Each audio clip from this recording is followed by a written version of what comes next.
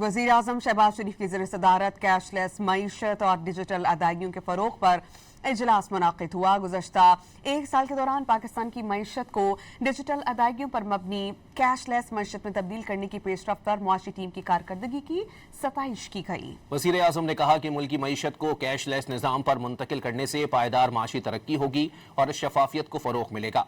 वज़ीर आज़म का डिजिटल अदायगियों के लिए QR कोड इस्तेमाल करने वाले फ़ाल मर्चेंट्स की तादाद में एक साल के दौरान 300% इजाफा करने पर माशी टीम को खिराज तहसीन पेश किया।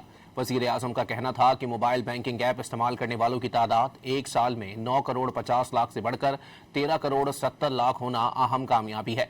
वज़ीर आज़म ने बेनज़ीर इनकम सपोर्ट प्रोग्राम की अदायगियों को डिजिटल निज़ाम पर मुंतकिल करने के इक़दाम को शफाफ, तेज़ रफ्तार और मुस्तहकीन के लिए सहल करार दे दिया। ब्रीफिंग में बताया गया कि जून 2025 से जून 2026 तक डिजिटल तरीके से अदायगियां मौसूल करने वाले मर्चेंट्स की तादाद 300% इजाफे से 20,03,000 हो चुकी है।